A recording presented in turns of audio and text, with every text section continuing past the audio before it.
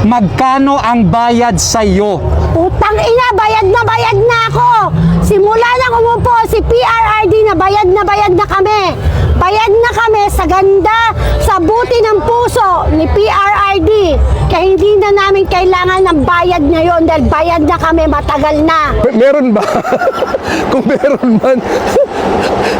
man, hindi ko tatanggapin kasi ginagawa ko itong tumatayo ako for Duterte dahil unang-una naniniwala ako sa kakayahan ng mga Duterte para mabago at maiahon uli ang ating bansa. Magkano ba? Zero po. Walang bayad dito. Talagang puso. Wala bayad. Sarili. I support Sara Duterte. Not true. Halos lahat po ay sumusuporta at naniniwala kay VP Sara Duterte. We do it for free. We are not paid. Hindi kami mga trolls. Of course, wala, no. May pera ako. Taray! Ay, wala! Bakit ba bayaran? Hindi. Sa sarili ko to para maibigay yung suporta para kay VP Sara. 0 piso. Wala po. Wala. Kusang loob, bukal sa puso. Duterte forever. Magkano ang bayad sa'yo? Walang bayad, libre para sa Pilipinas at sa future ng mga Pilipino. Teka lang, isipin ko po muna kasi kung nagpapabayad ako, napakarami na pong utang sa akin ng mga Duterte. sa laki ng mga ginagastos ko para po sa pagtangkilik o pag-support sa mga gawain namin dito sa Japan, no? Na pag-support po sa mga Duterte. Bayad, mayaman ako. Walang bayad at hindi namin ang kailangan. Ang bayad niya ay ang pagmamahal niya sa atin. Yes. Kaya mahal namin si PRRD. Ay naku, hindi ko kailangan ng bayad. Nandito nga kami ngayon eh.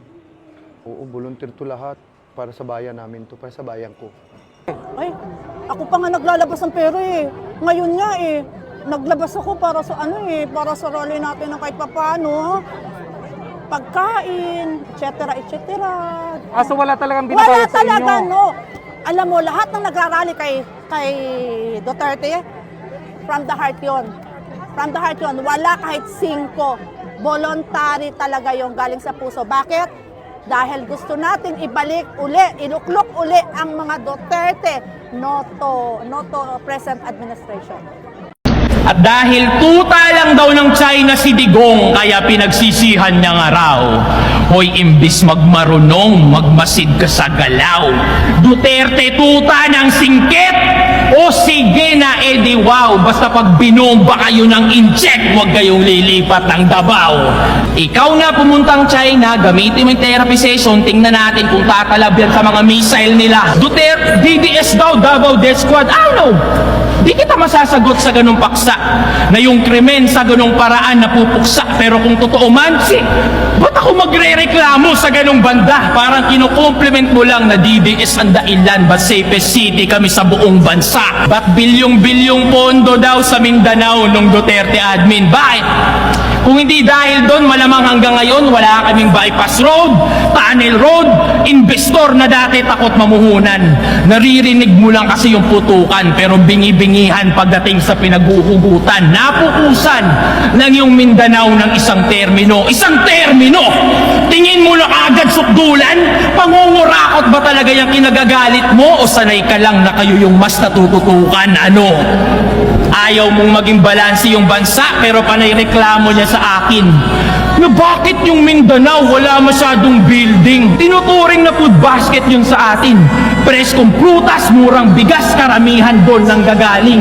Sa bakod namin tinatanim, pero nasa mesa nyo yung pagkain. Ano? Dahil lang sa personal ng motibo kung saan na napupunta? Gusto mong punuin ang building yon? Bakit? Handa ka bang magutom ka? Sinabihan mo daw yung mga tropa mo wag mag-react sa rounds ko? Sige! Maaaring lamangan mo ko sa ingay, pero sa isip, asa. Lagyan mo man ng silencer, aking matitinding bara, mapipigilan mo lang yung tunog, pero hindi yung bala. Kanya-kanya tayo ng pinagdaanan. Ba't kita didiktahan sa kung ano ang tama? Walang nananalo sa gantong debate, pero talo yung walang pangunawa. Tandaan mo yan. At doon tayo nagkakapareha.